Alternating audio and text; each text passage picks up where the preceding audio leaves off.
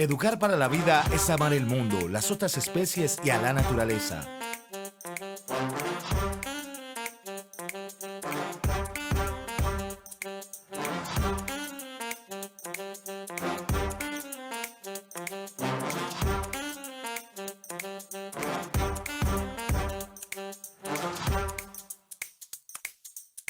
Es dejar el mundo en las mejores manos.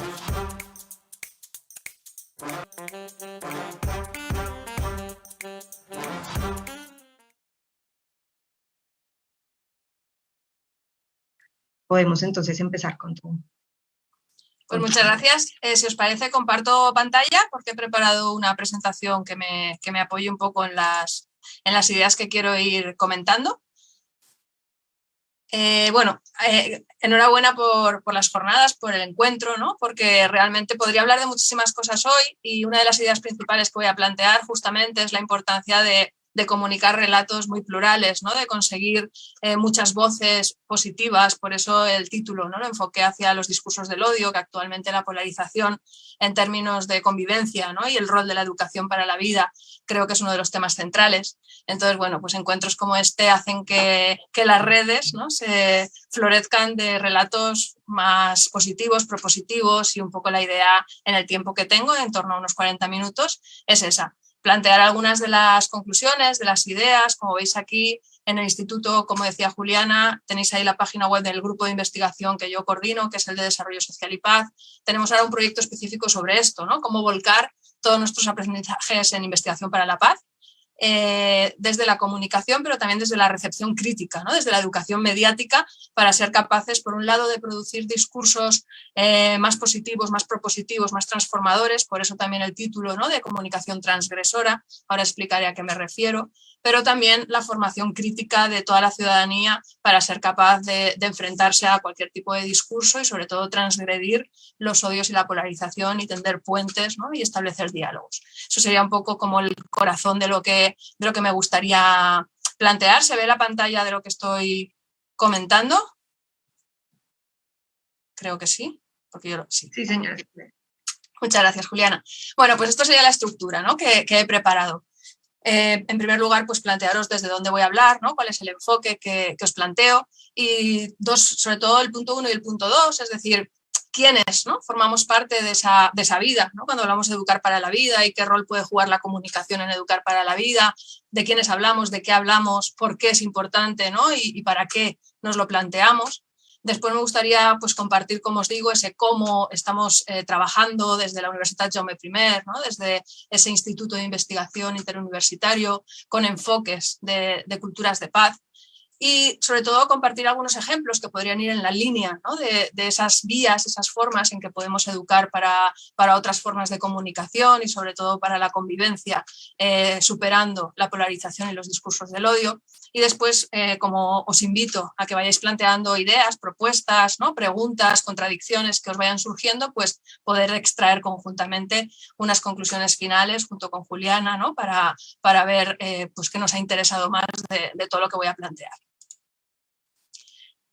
Como os digo, el enfoque, ¿no? Porque podríamos tener muchos, entonces en el tiempo que tenemos hoy, lo que quiero es que nos planteemos ese educar para la vida como sujetos políticos, ¿no? Es decir, todos y todas formamos parte de la naturaleza, pero tenemos un papel que jugar también en ella, ¿no? Y tomamos decisiones y apoyamos unos modelos u otros. A mí me gusta mucho esta cita de Eduardo Galeano, ¿no? Que dice que no estamos hechos de átomos, estamos hechos de historias.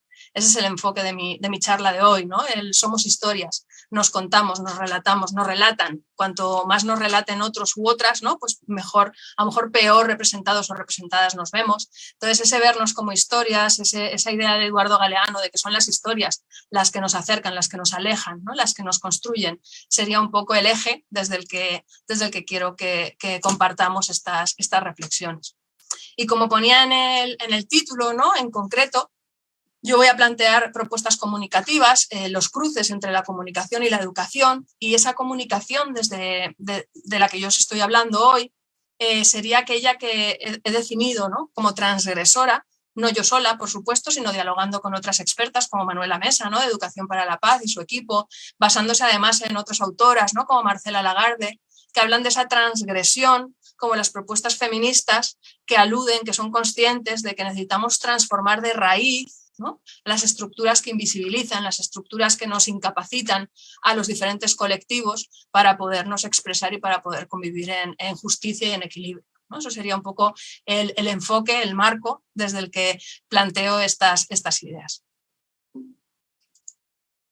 Como os decía, ¿no?, por tanto, el primer punto, ese quién es, me gusta siempre dibujar la sociedad de esta manera, que podríamos dibujarla de mil maneras, y seguro que os estáis planteando, a ver, bueno, el mercado, ¿no?, el Estado, el tercer sector, es decir, la sociedad civil estructurada, no tienen la misma fuerza, no son equiparables, pero lo que pretendemos ver aquí un poco es esa interlocución que existe en la sociedad, ¿no?, cuando queremos ver la vida y cómo funcionamos, quiénes somos los agentes, las agentes, ¿no?, que estamos constituyendo las relaciones sociales, pues es importante ver que hay unos grupos, ¿no?, de poder estructurados que tienen más potencia o menos potencia, o unas posibilidades u otras, y hay otros grupos como los movimientos sociales, la sociedad civil en general, el medio ambiente, ¿no?, la naturaleza, que tienen otras estructuras, otras dinámicas, pero cada uno y cada una, ¿no?, interactúan, y lo que queremos ver precisamente es la importancia de mirar a la comunicación desde todos esos lugares y desde las potencialidades y dificultades que cada uno de estos escenarios de comunicación plantea, ¿no? Eso sería un poco la idea. Y pensarla, como veis ahí, no solo desde la producción de los discursos, ¿no? Es decir, es muy importante pensar quiénes tienen la capacidad de producir discursos actualmente, prácticamente todos, ¿no?, y siempre todos hemos tenido capacidad, pero por supuesto los medios de comunicación, la industria del entretenimiento, es decir, siempre hay productores de contenidos, ¿no?, que tienen más visibilidad y otros que tienen menos, pero como decíamos, el ser muy conscientes de que tanto desde la producción como desde la recepción hay mucho que hacer en la educación crítica, ¿no? Entonces, por eso aquí os vuelvo a recordar ese interés en discutir desde no solo la comunicación, como veis ahí en el diagrama, sino también el diálogo entre diferentes tipos de comunicación, que ya pueden ser planificados desde las organizaciones, desde las instituciones, no solo informativos, ¿no?, o no solo entretenimiento, sino también de educación informal a través del entretenimiento, a través de la incidencia política específica, ¿no?, a través de información de calidad que no siempre recibimos, pero también ese diálogo, ¿no?, con la educación formal, y aquí hay muchas personas interesadas en ese ámbito, con las decisiones políticas, con la legislación, ¿no? Al final, si hablamos de la vida, de la sociedad, todos esos escenarios están interactuando. Y aquí nos interesa ver qué papel, qué rol tiene la comunicación en esas interacciones, ¿no? Tanto desde, como os digo, la alfabetización mediática de toda la sociedad, pero también de los profesionales y de las personas que tienen más visibilidad. Y yo, en mi caso, que formo a publicitarios, formo a periodistas, a comunicadores en general, pues trabajamos mucho ese pensamiento crítico también para que los relatos ya se piensen, ¿no?, de alguna manera desde ese enfoque político y transgresor que os estoy planteando.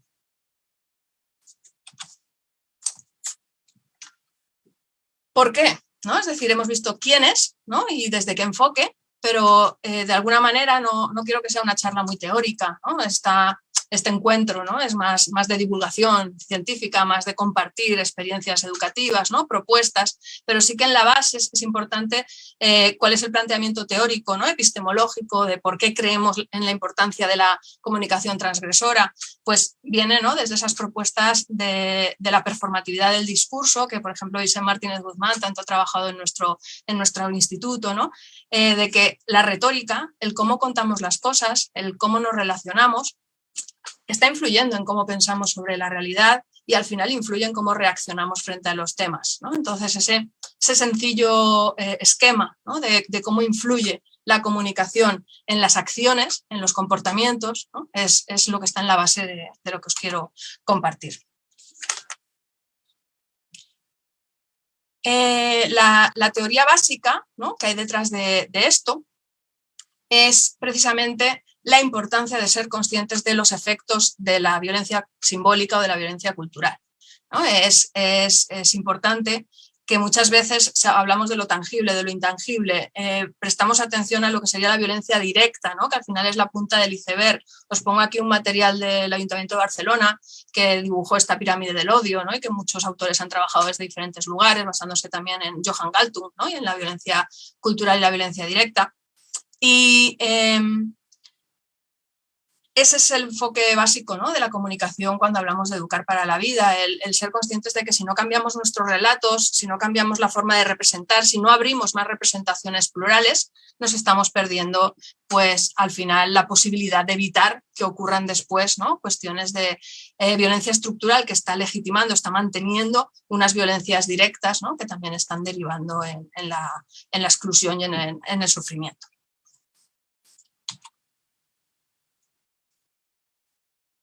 Y el para qué, ¿no?, lo habéis discutido en muchas otras charlas, pero bueno, pongo aquí simplemente una síntesis posible, ¿no?, porque sí que es muy importante, si hablamos de comunicación, de qué valores se están manejando, se están trabajando desde la raíz y hacia los objetivos, ¿no?, que hay detrás. Nos tendríamos que poner de acuerdo, se están discutiendo mucho, pero de alguna manera la complejidad, ¿no?, si estamos hablando de comunicación transgresora, de cuáles son las estructuras que queremos transformar, de alguna manera, pues es importante, ¿no?, tener en cuenta la complejidad de esos valores que hay detrás y que muchas veces están chocando, por eso se está polarizando constantemente, porque están chocando con las estructuras hegemónicas, ¿no?, y de ahí, pues cuando hablamos de una felicidad, ¿no?, que no venga vinculada al consumo, cuando hablamos de la libertad respecto a la necesidad, bueno, pues vemos que, ¿no?, muchos de los valores que estamos trabajando pues no son aquellos hegemónicos que se están presentando pues en la publicidad comercial,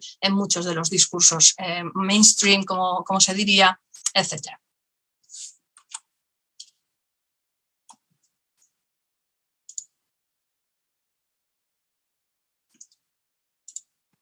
Por tanto, ¿vale?, voy a dejar de compartir un momento porque creo que así también me veis, ¿no?, y no se pierde la conexión. No sé la manera, Guillermo o Julián, de que se me vea a mí y se vea la pantalla a la vez. Entonces, bueno, ahora seguiré compartiendo, pero sí que es importante, ¿no?, antes de pasar ya a ese segundo punto del cómo, ¿no?, de las propuestas que ahora os las planteo, el ser conscientes que cuando yo os hablo de comunicación, ¿no?, y la importancia de la comunicación en educar para la vida, es porque, como decimos, consideramos que la comunicación es acción, ¿no?, y que las acciones que nos coordinan al final vienen representadas y vienen configuradas desde cómo nos representamos, ¿no?, y ya os digo que no solo desde los medios de comunicación o de las redes digitales, ¿no?, sino también en el día a día, en la educación formal, en los diferentes relatos que consumimos y que compartimos, ¿no?, diariamente.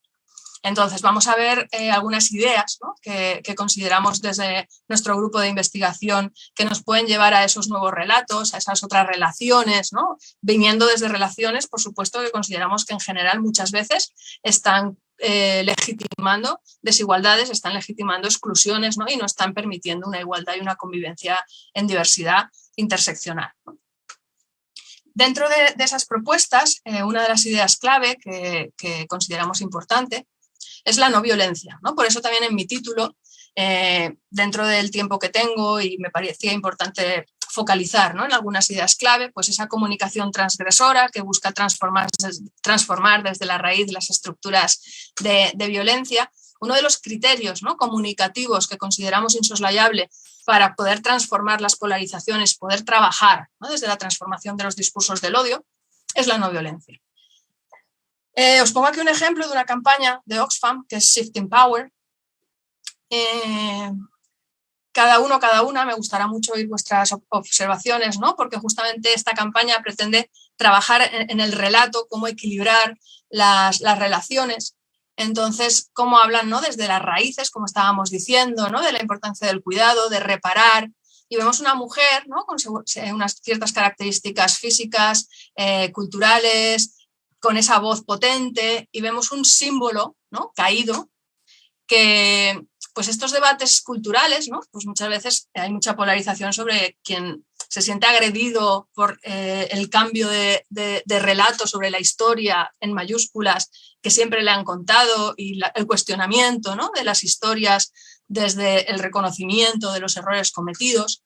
Pero por eso ponía este ejemplo, para luego ver otros posibles, ¿no? Es decir, con una misma idea, lo importante que es a veces cómo la representamos, ¿no?, incluso desde la creatividad, desde la conexión y la transversalidad de los relatos, para conectar, para establecer el debate, ¿no?, para no romper y para unir, sin dejar de denunciar, ¿no? Sin dejar de criticar y sin dejar de proponer la importancia de cambiar muchas de esas historias, ¿no? En mayúscula y en minúscula, que están definiendo las relaciones todavía de poder o culturales, ¿no? Entonces, esta misma campaña tiene estos tres ejemplos, entre otros, ¿no? Y os los quería poner. Por ejemplo, aquí habla de las voces, de los conocimientos, ¿no?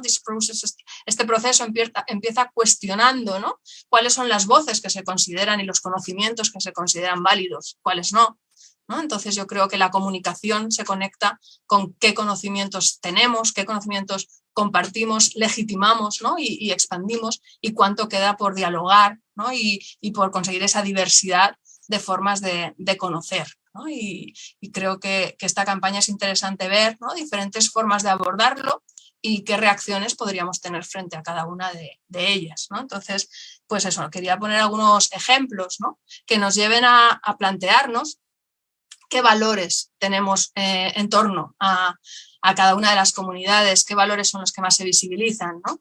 Aquí vuelvo a Manuela Mesa y a su equipo, a Laura Alonso y a Elena Couceiro, en este trabajo de Visibles y Transgresoras, que recomiendo muchísimo, en el que justamente rescataron testimonios de mujeres activistas y localizaron en ellos qué valores habían encontrado en la forma de trabajar de estas mujeres, en los relatos construidos por estas mujeres, porque nos pueden servir para trabajar una educación y una comunicación, ¿no? más transgresora y que nos ayude a formas de vida más equitativas, ¿no? Más justas y más sostenibles, más sanas, más felices. Entonces, una serie de valores inclusivos, universales y emancipados, que si os fijáis, ¿no? De alguna manera, sería interesante pensar si son los más presentes, ¿no? En los entornos con que nuestros jóvenes se educan, se entretienen o no, ¿no? Y cómo podríamos expandirlos y conseguir que sean estén más presentes, ¿no? De alguna manera. Todos estos valores, ¿no? Pues la conectividad, la colectividad, el dinamismo, la resiliencia, la felicidad, el optimismo, la esperanza, son criterios, asimismo, que estamos trabajando desde la comunicación de los propios profesionales, ¿no? Es decir, estamos formando a los profesionales de la publicidad, de los medios, para que traten de trabajar sus narrativas, ¿no? De forma más incluyente, de forma más diversa, y sobre todo trabajando esa no violencia, ¿no? Que tienda puentes, que plantee los temas desde su complejidad, desde sus causas, pero buscando formas, ¿no? de no expulsar o de no polarizar. Para ello es muy importante el reconocimiento, es muy importante la interseccionalidad. Trabajamos mucho también la inspiración, ¿no? El inspirar, el hablar de los éxitos, el buscar formas de invitar a la acción, a hacer cosas, ¿no? Porque nuestras culturas hegemónicas occidentales, yo hablo desde España, desde Castellón, muchas veces nos llevan más a la pasividad también, ¿no? Hay muchas cuestiones que habréis trabajado ya en otras charlas desde la educación. Como os digo, estamos viendo un poquito más aquí, ¿no? Pues qué estamos haciendo desde la comunicación y qué papel puede jugar la comunicación.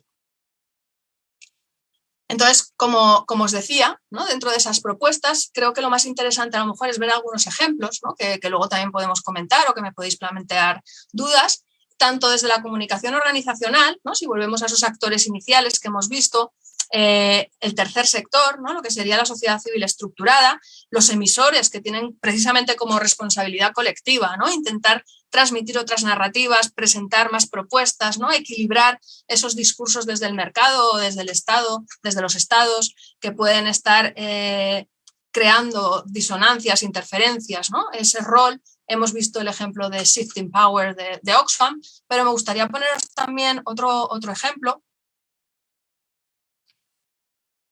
No sé si estáis viendo, sí, ¿no? Estáis viendo ahora el proyecto Vivir Bien, que es un proyecto de la ONG Médicos del Mundo y la agencia de comunicación que la ha elaborado es Kepo. Entonces, creo que este proyecto, por ejemplo, representa muy bien el tipo de comunicación del que estamos hablando, ¿no? Los retos comunicativos que se están planteando desde los emisores que tratan de comunicar, ¿no? la justicia social global, que tratan de diversificar más los relatos y de reconocer, ¿no? Tantos conocimientos no hegemónicos que necesitamos equilibrar. Entonces, este proyecto es un proyecto transmedia, es un proyecto que trabaja desde la pluralidad de perspectivas, y me gustaría poneros el vídeo inicial que dura 2 minutos y un poco, ¿vale? Para sintetizar la idea.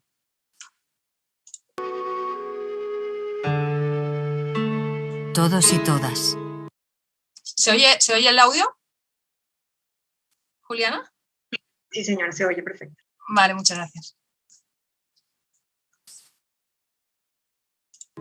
Tener unas condiciones dignas para una buena vida, reconociendo nuestro sitio en la comunidad y en nuestro entorno.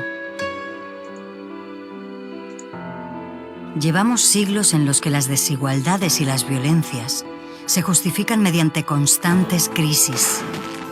Pero no estamos solo ante una crisis económica.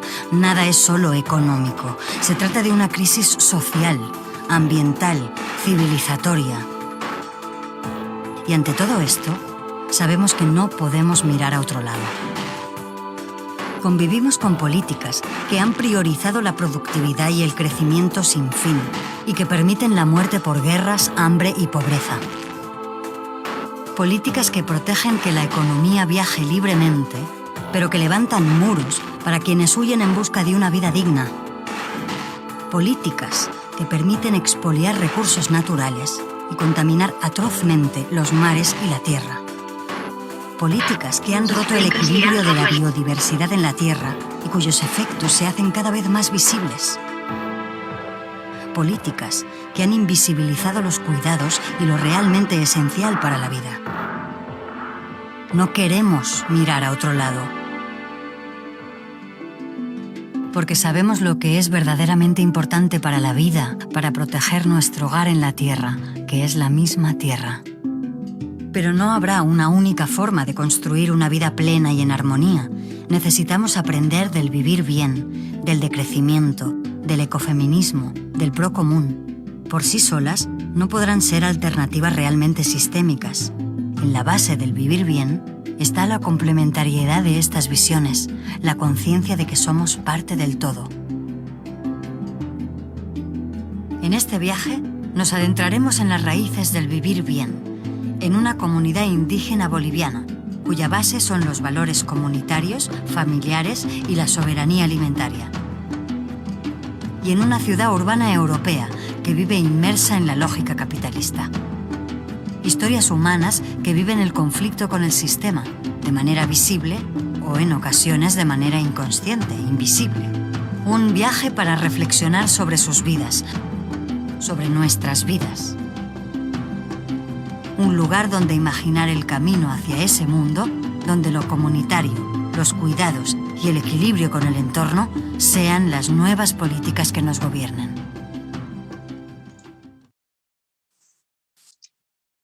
Vale, entonces esto sería un ejemplo de cómo se está trabajando la comunicación con esa intención de ir más allá, ¿no? de emitir, sino que establecer diálogos, establecer conversaciones, establecer analogías, ¿no? Que son todo estrategias que nos pueden acercar a través de esas historias.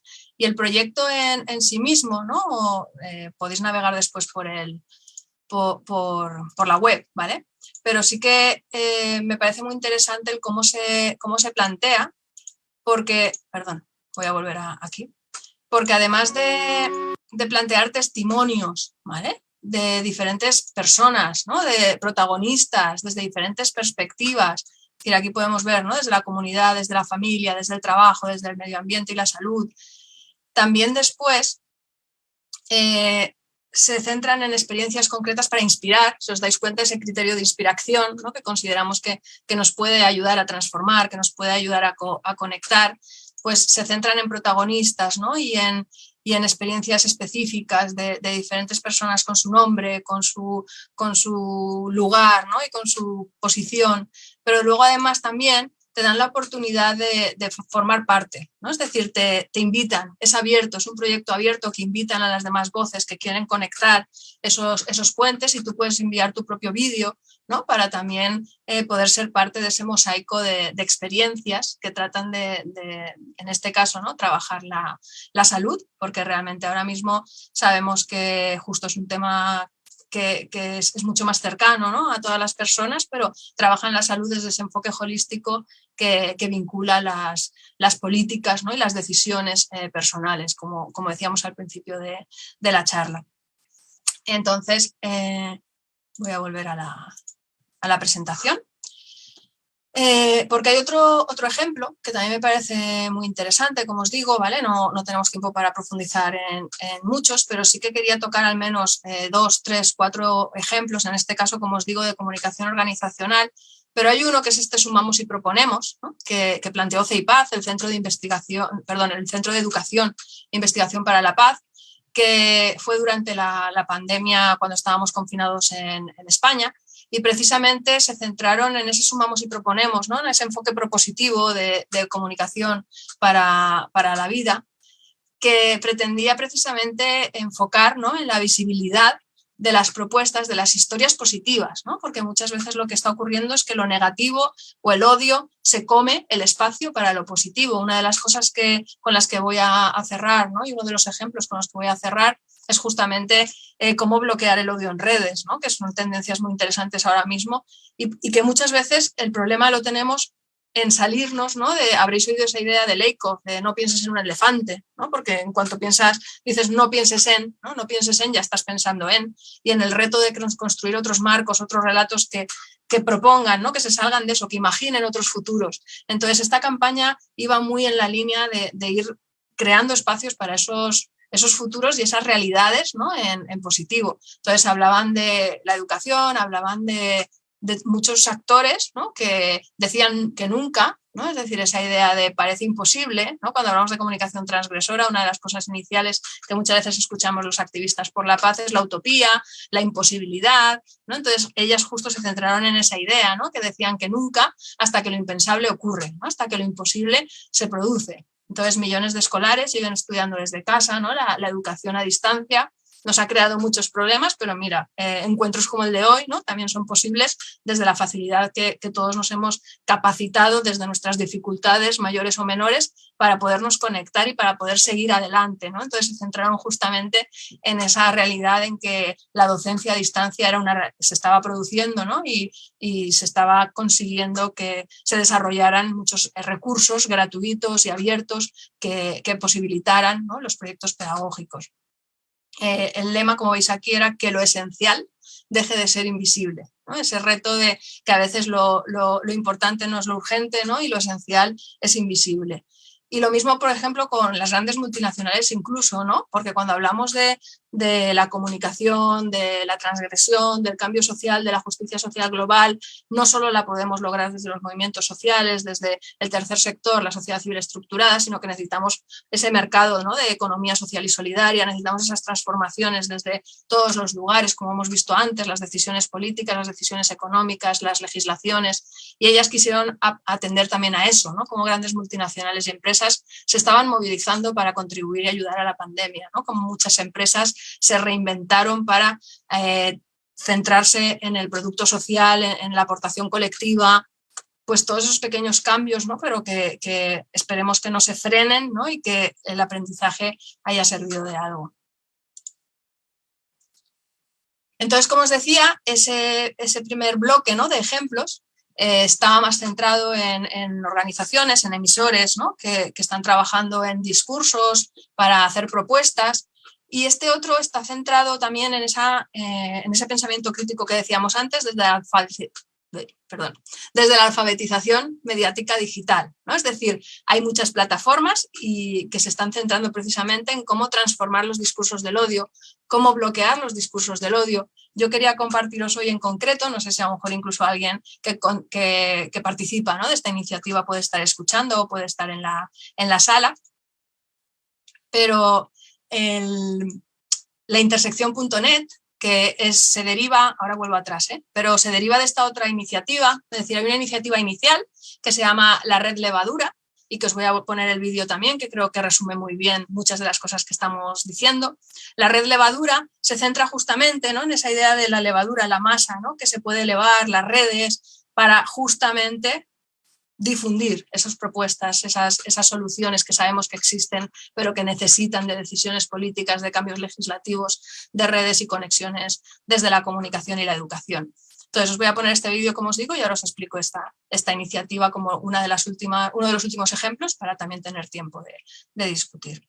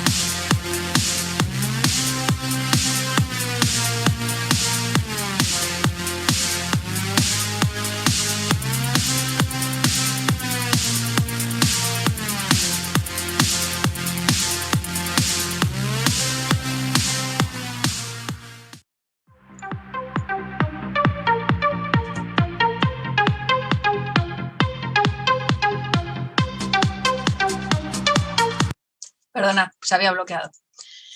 Vale, como veis aquí, ¿no? Son personas expertas, ¿no? Como habéis visto en ese ejemplo, son personas expertas en la comunicación mediática y sobre todo en la cultura popular también, ¿no? Es decir, somos seres muy atraídos por la creatividad, por la imaginación, y es importante poner eso del lado, ¿no? Del trabajo político, de la justicia social, del activismo. Entonces, estas iniciativas, como os digo, tienen una continuación en otras acciones específicas en redes digitales que ahora os voy a mostrar, y están muy centradas sobre todo en como hablábamos, que haya menos distopía, ¿no? Porque si pensáis, por ejemplo, Joan Evans del Center for Non-Killing habla mucho, ¿no? De que pocos espacios dedicamos a imaginar, y de nuevo este encuentro creo que es un ejemplo muy bueno de crear esos espacios, y cuántos espacios hay desde la distopía, ¿no? Desde el miedo, desde la imposibilidad de conseguir que el futuro sea otro. Entonces creo que esta red levadura, ¿no? Y este resumen visual tan rápido que consiguen hacer, ¿no? También siendo conscientes de los tiempos actuales, ¿no? De las tendencias por TikTok, de los ritmos, que por supuesto desde la educación y la comunicación necesitamos pausar, ¿no? Para poder reflexionar, para poder compartir, pero también necesitamos dominar para conectar y atraer, ¿no? Para que se produzcan esos debates. Entonces, como os decía, la red levadura se ha convertido también en este proyecto de la intersección. Ayer no les iba a la página web, hoy no he tenido tiempo de comprobarlo, quería hacerlo y no he podido, pero laintersección.net, si no funciona ahora, en 2 días lo hará. Tienen también una cuenta de Twitter que se llama No les des casito, y tienen también una red de apoyo en Facebook y por WhatsApp que es Estamos Aquí.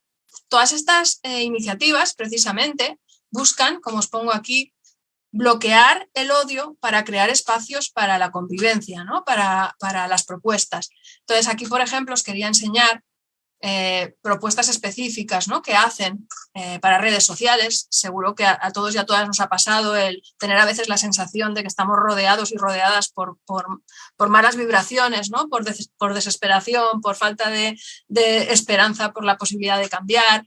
Entonces, pues ellas son expertas en redes digitales también y te explican precisamente cómo a veces intentando dialogar, ¿no? Con lo que ellas definen como trolls. Está claro que muchas veces en redes sociales hay trolls, ¿no? Hay redes organizadas o hay personas que no tienen intención de llegar a un acuerdo o de ponerse, ¿no? A escuchar, sino que incluso por cuestiones monetarias, ¿no? De conseguir más clics o más visibilidad, o por cuestiones políticas partidistas, solo quieren crear ruido. Entonces, ¿cómo podemos bajar ese ruido? ¿Cómo podemos silenciar ese ruido para escucharnos, ¿no? Y poder dialogar de verdad?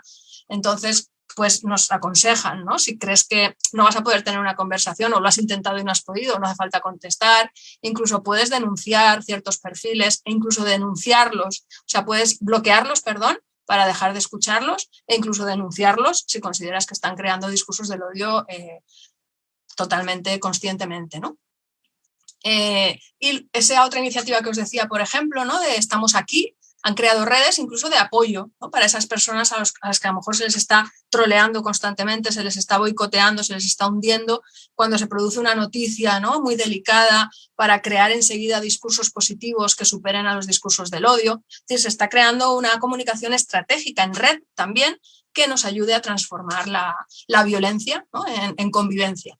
Entonces yo creo que este tipo de iniciativas también es muy interesante conocerlas, ¿no? Como os digo, y son solo un ejemplo, ¿vale? Son solo un ejemplo de muchas otras que se están planteando, que se están produciendo, ¿no? Y que yo creo que me apetecía compartir para que de alguna forma, si os dais cuenta, están reflejando, ¿no? Pues esa teoría inicial que a lo mejor ha quedado, es como más aséptica, ¿no? Y que son las bases teóricas, pero que creo que pues, para un encuentro como el de hoy nos puede ayudar más a la hora de comentar, ¿no? y de debatir.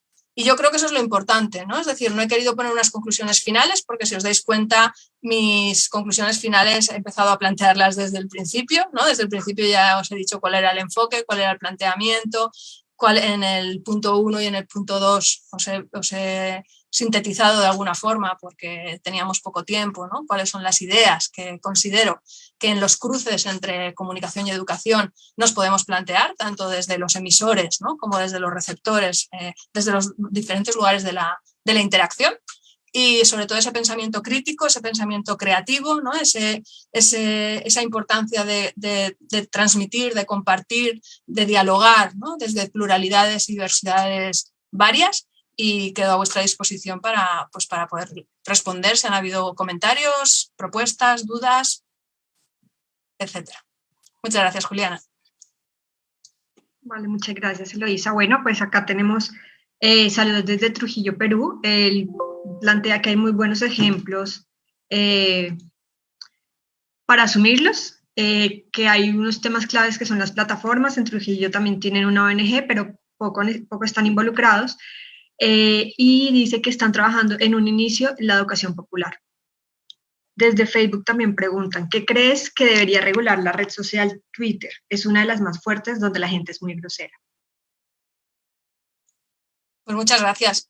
El debate bueno, muchas gracias a Marcela, me alegra de que los ejemplos hayan interesado. Como decía, siempre da miedo, ¿no?, elegir unos ejemplos frente a otros, pues porque se intenta escuchar, ¿no?, a tantos emisores, y ciertamente las ONGs, nosotros trabajamos mucho en Castellón en diferentes proyectos con ONGs españolas, ¿no?, porque consideramos, desde hace tiempo estamos trabajando en esta idea de la eficacia cultural, de la comunicación de las organizaciones, la importancia de que las organizaciones aprovechen todo su potencial comunicativo desde su responsabilidad educativa, ¿no?, para transformar las estructuras que están manteniendo las injusticias. Entonces es una línea de trabajo en la que creemos, ¿no?, porque creemos que es esa sociedad civil estructurada que tiene por supuesto, los retos y las limitaciones, ¿no?, de tener que estar financiándose, y la fuerza de tener estructuras con las que puede también apoyar y catapultar a los movimientos sociales y al activismo, ¿no?, y dialogar y establecer redes. Así que muchas gracias. Y por supuesto la educación popular, ¿no?, es fundamental en esta línea. De hecho, cuando hablamos de estos tipos de comunicación, he empezado hablando desde Eduardo Galeano, ¿no?, y sus propuestas, pero por supuesto pues Kaplún, Freire, toda la educación popular, ¿no?, Rosana Reguillo, todas las comunicadoras que han aprendido desde la educación popular, ¿no?, y que reclaman esa idea de comunicación como diálogo y como aprendizaje, creo que es base, ¿no?, de todo lo que os he estado contando. No hemos ido a las raíces, ¿no?, de dónde vienen estas propuestas, pero por supuesto son propuestas desde los estudios culturales latinoamericanos y son ideas que se tienen que compartir desde ahí.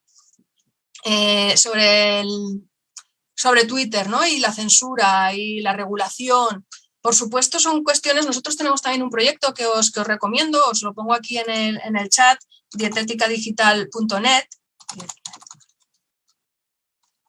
que se centra precisamente, ¿no?, en los peligros, dietética digital, ahí, en los peligros de las redes, ¿no? Pero no solo de las redes, sino que nosotros hablamos de la diferencia entre la retórica comercial o la retórica que se llama publicitaria, ¿no?, que es así como muy rápida, muy impositiva, que no te deja pensar, que te dice cómo son las cosas, ¿no?, y así tienen que ser, y realmente la racionalidad comunicativa, ¿no?, los tiempos y las posibilidades de reflexionar, y cómo el consumo digital actual realmente implica muchísimos problemas, ¿no?, como estáis planteando aquí, por ejemplo, Twitter, que empezó siendo una red donde había muchísimo activismo, por ejemplo, en España, el 15M, en 2011, Twitter fue como una de las herramientas más potentes, ¿no?, y que permitió el activismo y conseguir la movilización social. Ha ido evolucionando esta red, ¿no?, y ahora mismo, igual que otras, pues se ha convertido en un espacio profesional, ¿no?, de los discursos del odio, como os decía antes, hay posibilidades como individuos, ¿no?, de tener la capacidad crítica de bloquear aquellas fuentes donde estemos detectando que se está produciendo esta grosería, ¿no?, como ponen en Facebook, de manera sistemática y sin intención de diálogo. Pero sí que es cierto también, como digo en el proyecto de dietética digital, además del aprendizaje, ¿no?, y de como la dieta saludable, ¿no?, de alimentación, tener unos conocimientos de alfabetización mediática y una dieta saludable digital, ¿no?, de qué consumimos y qué usos hacemos de las redes. Por supuesto, la legislación, como decíamos antes, ¿no?, la legislación tiene que estar también al nivel de las necesidades colectivas. Pero ahí vamos a entrar seguro, ¿no?, en el debate de la libertad de expresión y de la regulación. Entonces, yo creo que ante todo, ¿no?, mi postura siempre está con la educación crítica, con que tanto se consiga transformar, ¿no?, la postura de los comunicadores, de los políticos, de las personas que están produciendo ese ruido, conseguir poco a poco que no hayan tantas intenciones negativas, ¿no? Pero por supuesto cuando se produzcan discursos que rozan la ilegalidad, como decíamos antes, sí que es importante denunciar, ¿no? Y que esas plataformas tengan una regulación donde reciban denuncias, igual que hacemos con cuando la comunicación no cumple ciertos requisitos, ¿no? En otros medios, como la publicidad, que se puedan recibir denuncias y que se pueda actuar frente a ellas, ¿no? Que las redes sean lugares sanos y saludables. Pero, por supuesto, también habría que entrar ahí, ¿no? No sé si hay abogados, ¿no? O expertos en leyes o expertos en el mundo digital desde esa perspectiva en la sala, ¿no? Porque estamos en una sala muy amplia. Pero bueno, yo recomendaría sobre todo a quien ha hecho esta pregunta en Facebook ese proyecto, ¿no? De dietéticadigital.net, porque ahí tenemos también muchísimos recursos sobre todos estos temas que abordan, ¿no? la problemática de las redes digitales. Porque siempre Víctor Sampedro, que es uno de los investigadores, ¿no? el creador de este proyecto con un libro con ese mismo nombre, es lo que dice, ¿no? Las mal llamadas redes sociales, ¿no? Porque desafortunadamente nacen como redes sociales, pero actualmente hay mucho más, ¿no? Que no es social que lo que es social.